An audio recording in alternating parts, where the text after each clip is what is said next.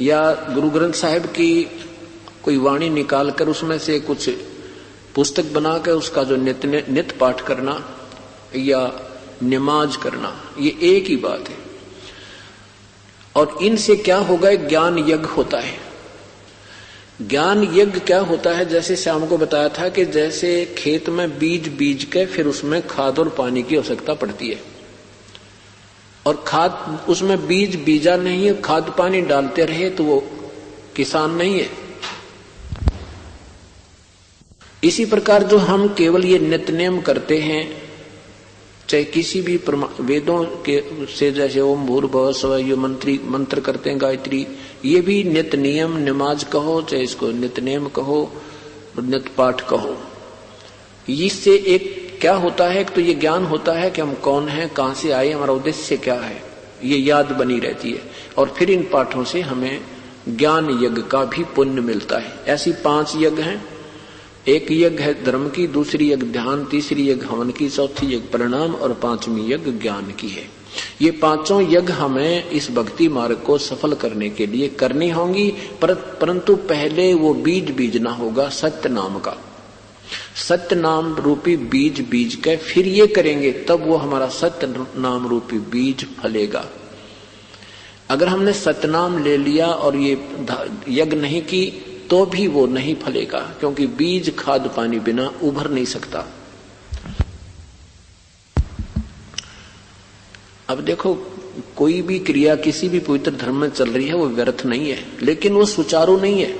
जैसे कोई एक बस का एक व्हील निकाल ले, एक गाड़ी का या कार का एक पहिया निकाल लिया और उसने धक्के देता फिर घुमाता है, अब कहता यही गाड़ी है, तो वो उसकी नादानी बालकपन है।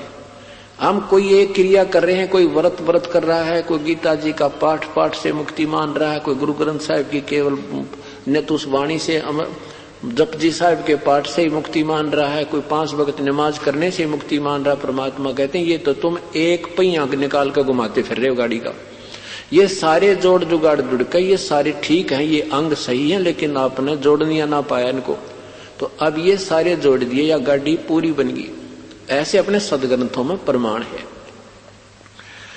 तो क्या बताते हैं कि 5 वक्त तो नमाज करें, प्रभु से प्रार्थना करते हो, हे प्रभु, नमाज यही है कि हे मालिक हमारे ऊपर मेहर रखना, आप सर्वशक्तिमान हो, आप ये कर सकते हो, नमाज यही होती है। और फिर कहते हैं दाव लगा जो बदमाश खा गए, तेरा गजब हुई। फिर ये क्या भक्ति हुई? ये काहे की स्तुति की परमात्मा से।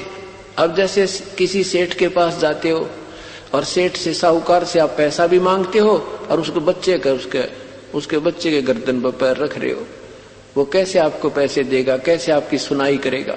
तो परमात्मा के एक जीव को मार रहे हैं और उसी के सामने अपनी सुरक्षा और अपने बच्चों की सुरक्षा की याचना करे। ये कौन सी समझ की बात तुम्हारी? परमात्मा कहते हैं,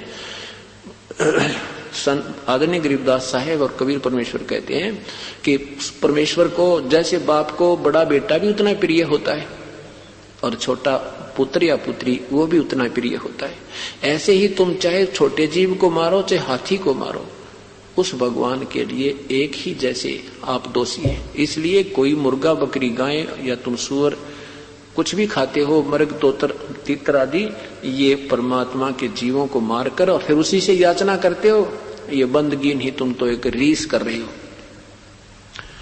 5 वक्त नमाज गुजारें करें श्याम को खुना, और बिना बंदगी बोक बनोगे रहो जूनम जूना, पशु जूनी में जाओगे, ये मुक्ति मार्ग नहीं है। फिर कहते हैं वेद पुराण शास्त्र पढ़ते और कथा करें चितला के, गीता जी का ज्ञान सुनावे ये मीठी बात बना के, और महाभारत रामायण समझा के कथा कहें उस काल करतार की, तेरे हाथ में चाबी सतगुरु सतलोक द्वार की। के जैसे वेद और शास्त्रों के बड़े ज्ञाता प्रसिद्ध हो रहे थे, किस प्रकार हो जाते थे, ये विद्वान कैसे पाक गए, इनकी विद्वता का ढोल कैसे बज गया। उस समय अपने पूर्वज जो थे वो अशिक्षित थे और परमात्मा को घना चाहने वाले थे, सीधी आत्माएं थी उनकी, बहुत विनम्र थे, भगवान से डरने वाले होते थे, और उस परमात्मा की विधि पाने के लिए, उनकी कथा कीर्तन सुनने के लिए ऋषि का नाम सुनकर, संत का नाम सुनकर उसके चारों तरफ मंडरा जाते थे, पहुंच जाते थे। और ये ऋषि जन संस्कृत ज्ञाता थे, संस्कृत में बोलते कुछ थे, उसका अनुवाद हमें कुछ करके सुनाते थे।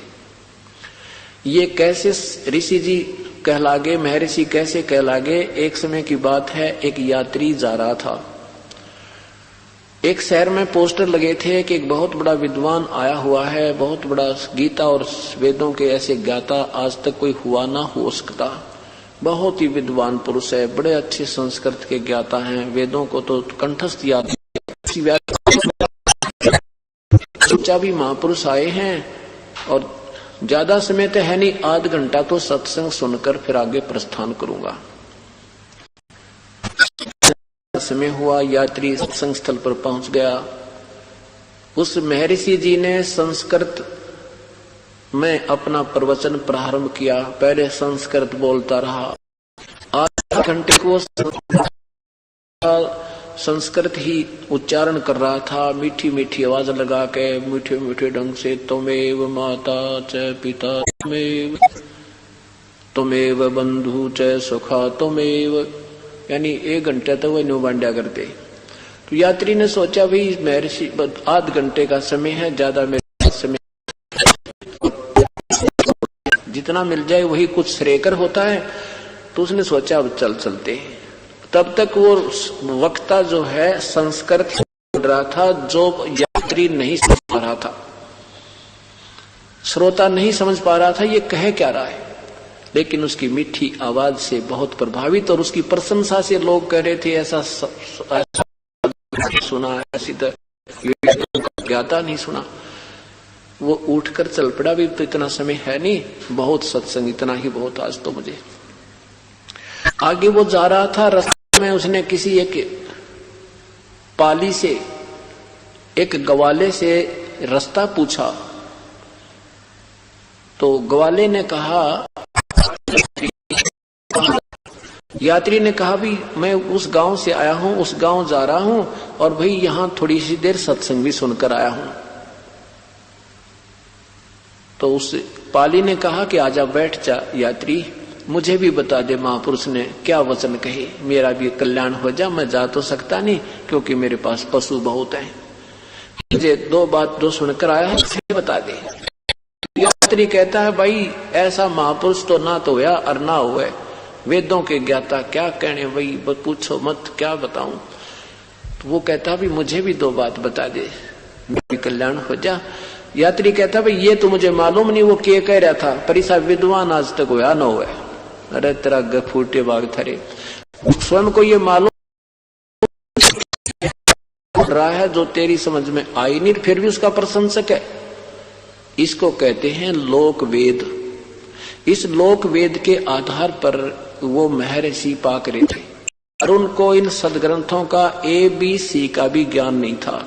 आज तक अगर ज्ञान होता पवित्र हिंदू धर्म में तो ये ब्रह्मा विष्णु को नहीं बताते। तो किसी को उठाकर देख लो, ये तो सर्वेश्वर है, महेश्वर है। और जबकि गीता जी में कहा कि इन तीनों भगवानों की पूजा, तीनों गुणों की पूजा मूर्ख लोग करें, गीता जी में लिखा है। और खुद जो गीता बोलता भगवान वो कहता मेरी पूजा भी व्यर्थ है, वो तो परमात्मा कोई और है पूजा के योग्य, उसके लिए कोई संत आएगा, तत्वदर्शी संत। मैं नहीं जानता की भक्ति विधि को। बताओ ये गीता जी बोल रही है और गीता जी क्या कह रही है आज तक हिंदू, पवित्र हिंदू समाज को नहीं पता। ऐसे ही अपने जो गुरु ग्रंथ साहिब, पवित्र गुरु ग्रंथ साहिब क्या बोल रहा है ये पवित्र सिख समाज को कतई नहीं पता। और पवित्र कुरान शरीफ क्या बताना चाहती है ये पवित्र मुसलमान समाज को बिल्कुल नहीं मालूम। और यही बात है कि आज दास सत्य कहता है और उन लोक वेद सुनी सुनाई बातों के आधार पर ये ऐसे अड़के बैठ के अगर नहीं ये क्या जाने हमारे मजहब के बारे में। चलो उनके बारे में तो ना जानो, हिंदू धर्म में तो हमने 40 साल तो 38 साल तो मुझे हो गए थे उल्टे लगे सदगत। हमारे वक्ता क्या बता रहे। तो तब दास ने प्रार्थना की परमात्मा से, भगवान ये तो सारा संसार भूला पड़ा है, आप ही के बच्चे हैं, आप ही की आत्मा है और ये काल के दूत हमें उलझाए बैठे हैं।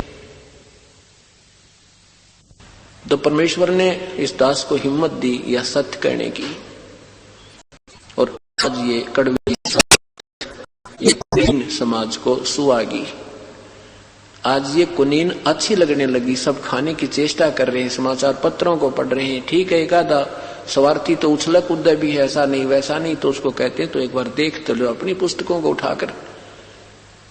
जब वो देखता है तो दूसरे भी कह देते हैं भाई सत्य है, इसमें क्यों ट्या ट्या कर रहा है, तो बता आप की पुस्तक है, आप ही के प्रश्न नंबर लिखोगे तो फिर बाढ़ में पड़ो। तो अब ये समय आ गया है जो हम उस परम पिता को पहचानेंगे और सत्मार्ग पर